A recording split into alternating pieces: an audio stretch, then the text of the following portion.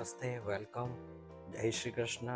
एक नया दिन, एक नई शुरुआत। और इस वैकेशन में हम लोगों ने कुछ नया सोचा कि एक वैकेशन एक स्टेट में गुजारा जाए और वहाँ की जो देखने लायक चीज़ें हैं वो एक्सप्लोर करके आपके समक्ष प्रस्तुत की जाए।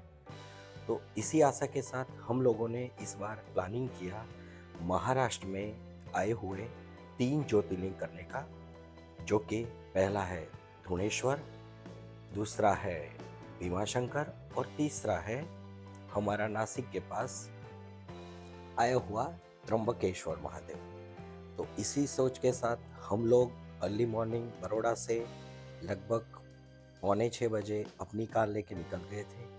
वैसे तो मॉनसून ख़त्म हो गया, अब विंटर शुरू हो गई थी, लेकिन तेज़ बारिश थी। तेज़ बारिश में हम लोग निकल पड़े हमारे पहले ज्योतिर्लिंग ग्रीष्णेश्वर की ओर। वहाँ का प्लानिंग हमने किया था। तो हम जब निकले तो हमने रूट लिया वाया राजपीपला होके डेडियापाड़ा और कन्नड़ घाट होके। तो बीच रास्ते में जो जो जगह आती है वो जगह आपको दिखाएंगे। पहले हमने शक्तिपीठ हरसिद्धि माता जी के दर्शन किए और हमारी जर्नी वहाँ से शुरू हुई। लगभग 8:51 को हम लोग डेडियापाड़ा के पास नाश्ता करने रुके थे। और और उसके बाद जो रास्ता आता था जंगल का और जो भी रास्ता वो आपको दिखाते हैं। तो चलो रास्ते का आनंद लो, फिर हम आपको आगे जाके कोई देखने लायक जगह है वो दिखाएंगे।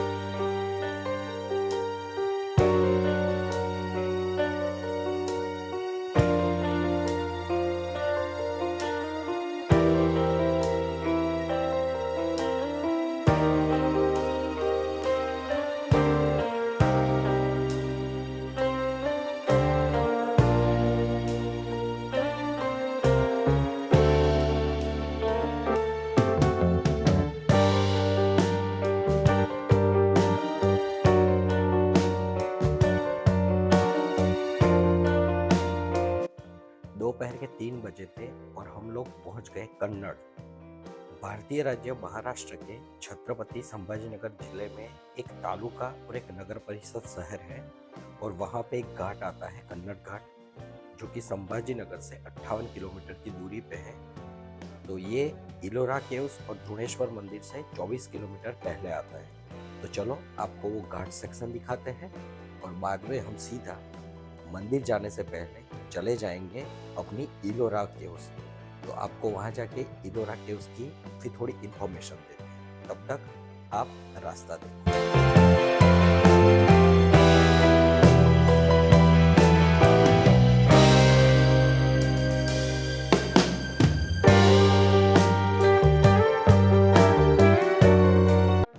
लगभग 10 घंटा और 435 किलोमीटर ड्राइव करके हम लोग पहुंच गए इलोरा केव्स। जी हाँ, पहले हम गए इलोरा केव्स, जहाँ पे आप जैसा एंटर होगे वहाँ पे एंट्री फी पर पर्सन 40 रुपया लगती है।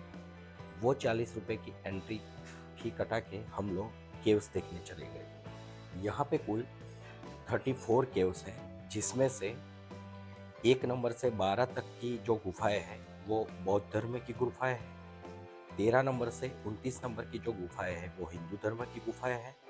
और आखिर में 30 से 34 नंबर पर जैन धर्म की गुफाएं हैं।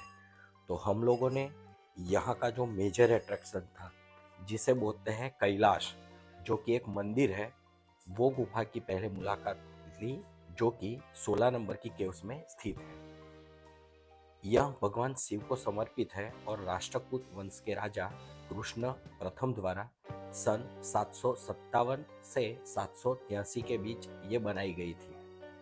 इस चट्टान की जो बात करें तो इस गुफा का निर्माण एक ही चट्टान से हुआ था, जो कि 256 फीट लंबा और 154 फीट चौड़ा है। और इसकी ऊंचाई किसी 2 या 3 मंजिला इमारत के बराबर है। यह गुफा की निर्माण प्रक्रिया में एक अखंड चट्टान ऊपर से नीचे की ओर काटकर बनाया गया था। इसके निर्माण में लगभग 40,000 टन पत्थरों को तराश कर हटाना पड़ा था। यह मंदिर भगवान शिव को समर्पित है और इसे हिमालय के कैलाश की तरह दिखाने का प्रयास किया गया है। कला और वास्तुकला के बारे में कहा जाए तो मंदिरों में रामायण और महाभारत की कहानियों के साथ साथ शिव और अन्य हिंदू देवताओं की मूर्तियों का चित्रण भी किया गया है। साथ में ही धार्मिक और ऐतिहासिक महत्व देखा जाए तो यह मंदिर हिंदू धर्म के सबसे महत्वपूर्ण और अद्वितीय मंदिरों में से एक है। यूनेस्को ने इसे सन 1983 में विश्व धरोहर स्थल घोषित किया था। तो चलिए ये मंदिर का एक एक कोना जो हमने देखा वो आपको वीडियो के माध्यम से दिखाते हैं। आशा है कि आपको ये जगह पसंद आएगी और आप यहाँ पे अवश्य आएंगे। उसके बाद हम दूसरे मंदिर की ओर गए थे, दूसरी गुफा की ओर, वो भी आपको दिखाएंगे। लेकिन पहले आप पूरे कैलाश मंदिर का दर्शन कीजिए।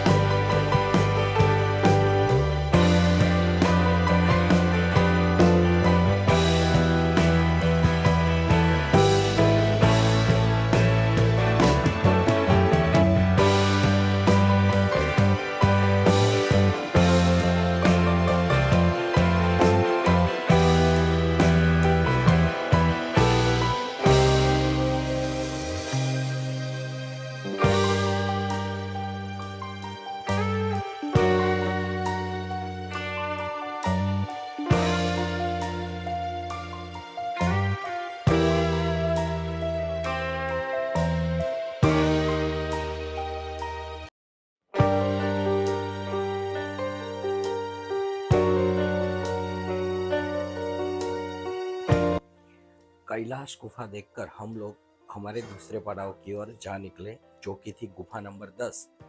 इस गुफा का देवताओं के वास्तुकार विश्वकर्मा के नाम पर नामकरण किया गया है। यह गुफा भारत में चैत्य वास्तुकला की पराकाष्ठा है। कक्ष के तीनों ओर मंडप बने हैं। इसे सुतार झोपड़ी भी कहते हैं। तलघर में पशुओं की विविध आकृतियां तराशी गई हैं। कक्षा की दीवार के ऊपर एक चित्रवल्लरी में शिकार का दृश्य चित्रित किया गया है। पिछली दीवार के बीच में निर्मित स्तूप पर बैठी हुई स्थिति में बुद्ध की आकृति है। बरामदे में सीढ़ियां है जो ऊपरी दीर्घा की ओर जाती है। इस दीर्घार के पीछे एक प्रवेश द्वार है जिस पर चैत्य उड़ती हुई दिव्य आकृतियां तथा सेविकाओं के साथ बोधिसत्व के चित्र अंकित है। छोप शिलालेख है जिसमें धर्म का वचन का उल्लेख है।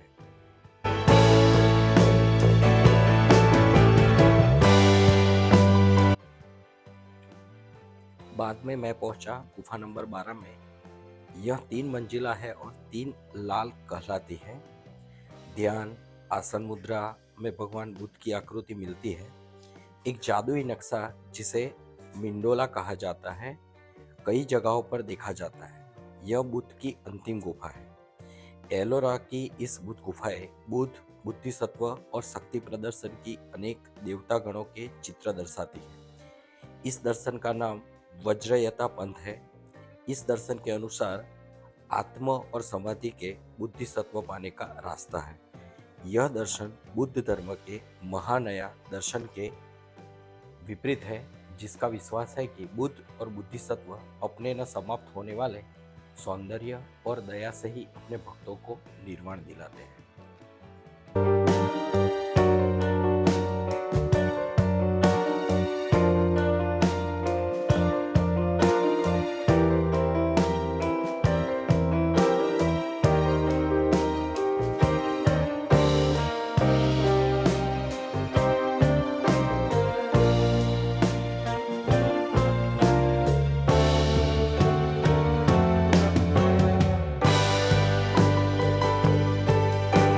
बाद में हम पहुंच गए श्री धुणेश्वर ज्योतिर्लिंग, जहाँ पे हमने मंदिर में शिवलिंग के दर्शन किए। वैसे तो अंदर फ़ोन अलाउ नहीं था, इसलिए हमने फ़ोन बाहर रखा था।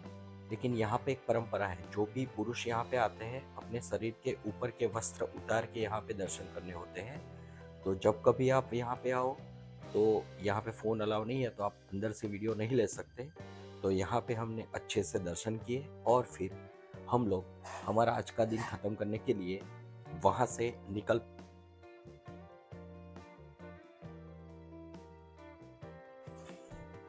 तो हम लोग वहाँ मंदिर से निकल के सीधा वहाँ से 100 किलोमीटर दूरी पे सीड स्थित जगह है, जो कि साईं बाबा का मंदिर है, वहाँ चले गए।